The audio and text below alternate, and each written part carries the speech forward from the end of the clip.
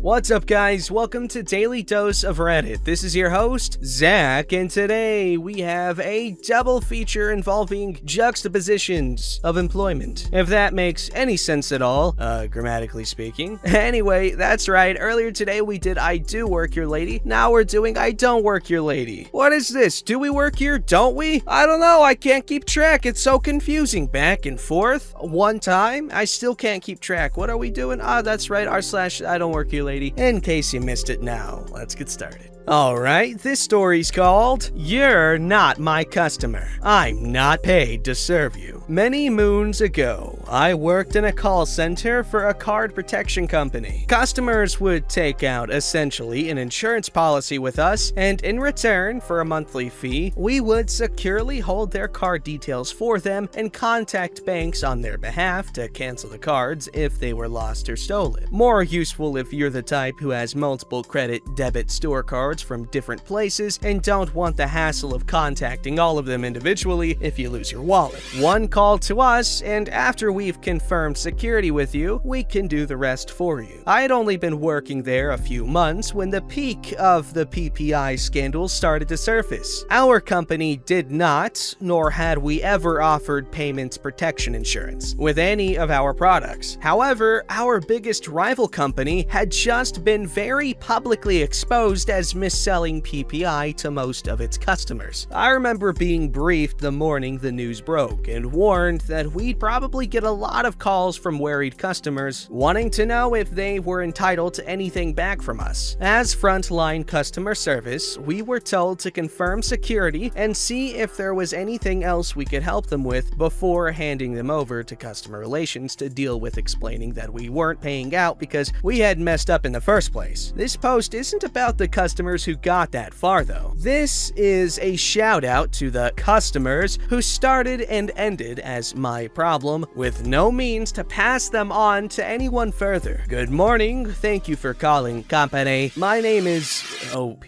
How can I help you today? I've got a letter. Internally. Congratulations. Did you call just to tell me that? Okay. Is the letter from us? Yeah. Right. And what does this letter say? Oh, I don't know. I just saw it was from you, Law, and so I rang you. Internally. Of course you did. Why would you bother to read the letter before calling? Okay, well, I'll need you to tell me what you need help with before I can help you, so you're best off reading the letter first. At this point, my manager is hovering and tapping her watch, indicating to keep calls as short as possible because we had such a high volume following the PPI exposure in that morning's papers. Oh, where did I put it now? Why don't you go and find the letter? You can read it over and give us a call back when you're ready, and we can go through everything then. Oh, where's the damn... Manager tapping watch.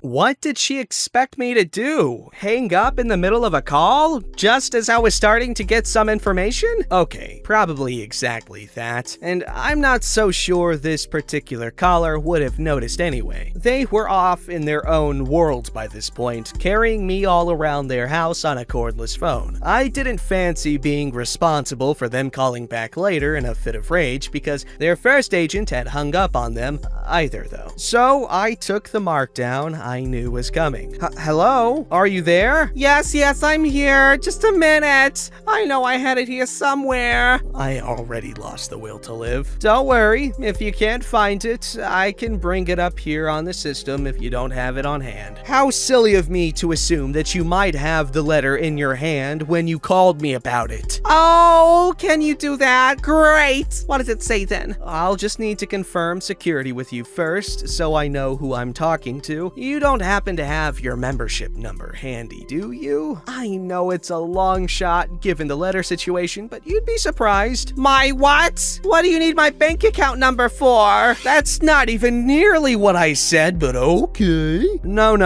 your company policy number.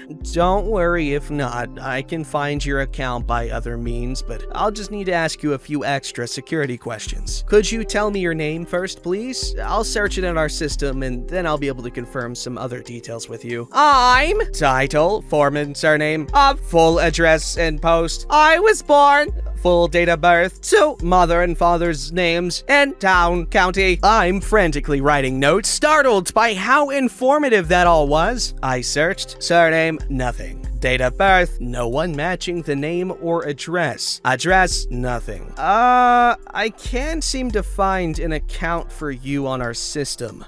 Are you sure it was company that you're with? The card insurance, yes? Well, yes, that is what we do, but there are several companies that offer similar protection. Are you sure it's company that sent you a letter? Oh, here it is. I knew I had it around here somewhere. I'm miming tying an imaginary noose around my neck at this point. Oh, you found the letter now. That's brilliant. You should see a 9-digit membership number. Says here you owe me money.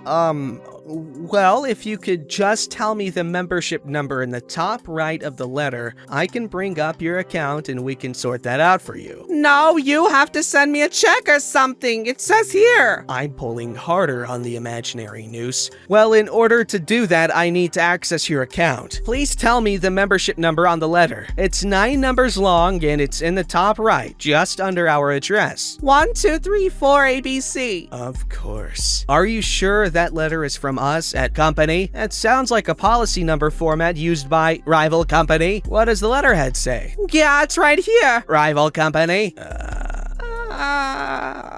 We are not rival company. You've called company. We can't help you if you don't have an account with us. And we didn't send you any letter. They did. They are the people you need to call. Well, you're all the same, these big banks, aren't you? Can't you just send me my check? We aren't a bank. We insure personal belongings and cancel lost and stolen credit cards by contacting the bank on your behalf, if you have a policy with us. As I say, you do not have a policy with us at company, so you will need to contact rival company to discuss anything mentioned in the letter they sent you. So you do the same thing then? As I mentioned earlier, yes, there are several companies who offer card protection. We are only one of them and we don't have access to any other company's database. So you're not sending my check? I'm gently face desking so the caller can't hear my thuds. We at company have never offered you a check. You will need to contact the people who promised that to you in order to get it. We have no information whatsoever. I cannot help you today. But I gave you my policy number. Why won't you send me my money? That policy is not with us. You have called the wrong company. We are company. Your policy is with rival company. How do you know it's theirs if you don't work for them? Because you just told me the letter was addressed from rival company. Oh, that's right. Well, then why did I call this number? Face desking intensifies. I don't know. All I can tell you is that you don't have a policy with us. There's a phone number here on the letter. And that is the number you called today? Praying for a penny to tumble. She reads out rival company's phone number. No, it's not. That's not our number. That would be the number that can help you today. Oh, perhaps I should give this number here a try and see what they say. Perhaps! I'll ring you back later if they give me the same excuses. I want my money! We won't be any more equipped to help you then, but I wish you luck with calling rival company. Without thinking, I wrap up the call in the usual autopilot way by asking, was anything else we could help them with today? Before the sentence was fully out of my mouth, I knew what was coming. Yes, could I speak with your supervisor, please? He needs to know what terrible customer service you give. By this point, my female manager has been listening into the call by my side for a little while, waiting to be summoned for the inevitable escalation. Hello, I am OP's manager. How can I help you? No, you're not. I want to speak to someone higher up. I can assure you I am.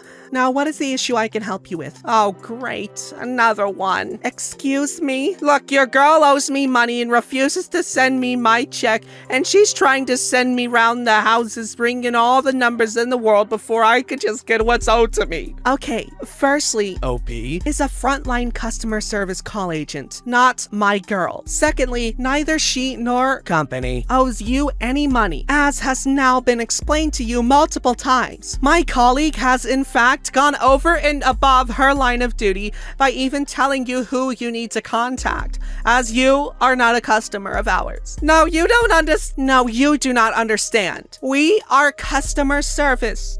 You are not our customer. We are not here to serve you. If you wish to take out a policy with company, I can transfer you to our sales department. Otherwise, we have nothing else to discuss. I don't want another Goodbye then. Have a lovely day. I could have kissed her in that moment. Instead, she sent me on break to refresh my brain from the stupid, and I used it to buy her a big share of Maltesers as a thank you. What a story. I kind of wanted to declaw my visual organs because, gosh, I hated that.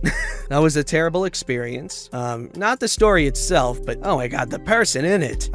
It was almost as bad as that one wireless story. God, you guys know what I'm talking about. The ones that are now currently experiencing freaking PTSD and flashbacks from a horrible time. This story's called Kid Sick at Self-Checkout. Quick note, I am merely the witness in this short story. Here's the cast. There's me, good mom, sick kid, rich man. About 14 years ago now, I was working at my local Walmart, put in charge of watching the self-checkout on a slow day. I will admit that back then, I was inexperienced with people and lazy, but my few months there had taught me a lot about how nasty folk can get. Good mom comes rushing to the self-checkout with sick kid in her cart. He does not look well, and I hear him saying as they come up, I don't feel good, mom. I go home. Good mom clearly understands that her kid has become sicker since they came in, and is trying to rush to get him home now. She is trying to soothe him while simultaneously fumbling with groceries and bare essentials like soup and boxes of tissue. I know, sweetie, I'm sorry. Mommy is going as fast as she can. Well, along comes Rich Man. He has on what has to be the most expensive jacket I have ever seen. Full business, gold watch, tie, pricey shoes, perfect haircut, fit, carrying a lot of coffee. Everything about him makes me glad this is self-checkout, because my track record with rich folk treating me bad here is almost 100%. He begins checking out directly across from Good Mom and Sick Kid, his back facing them. Suddenly, Sick Kid starts to squirm and look around wildly. Mom, I need the restroom. Good Mom looks up from the checkout and sees Sick Kid is not going to make it through her checkout. She practically flies around the cart, picks him up, and he projectile vomits across the self-checkout all over Rich Man's expensive jacket. My jaw drops. It can't be real. As I begin to react, I am watching Rich Man. He drops his coffee and is stunned for a moment when something I was not ready for happens. He turns around, quickly removing the jacket, dumps it on the floor, and walks quickly over to Good Mom and Sick Kid, kneeling because they are now on the ground. Good Mom comforting her crying child with eyes practically begging for mercy at this point. Is he okay? I walk up with towels, already on the radio for cleanup, and hand him one. He uses it to help clean up Good Mom. He might have the stomach flu. I just needed to pick up some things to take care of him.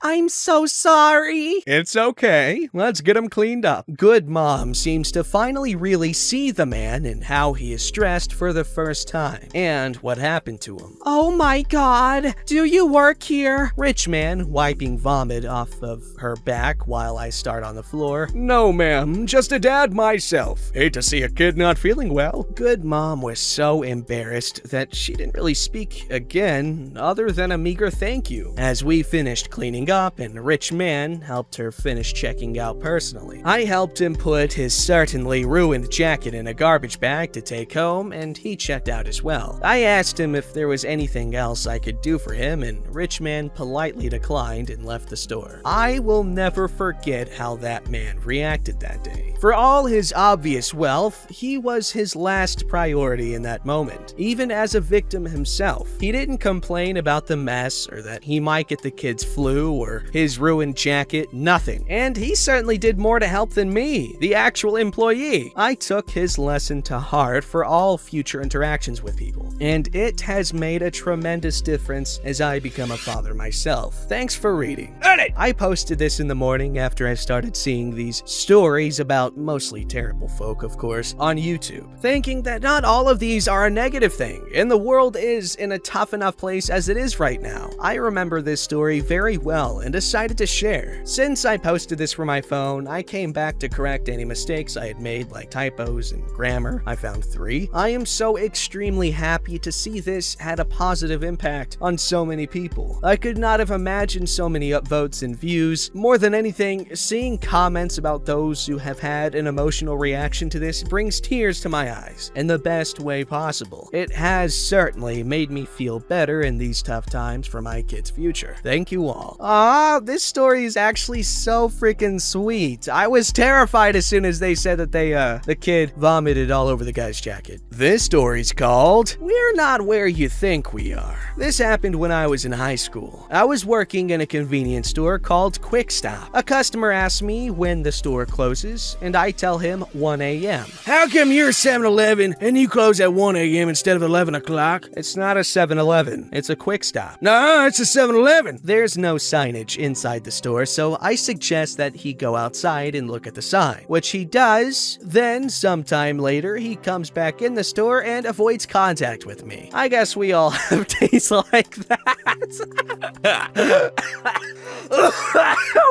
Oh, wow, that was a weird reaction to my laugh. Or that was a weird, I don't know what that was.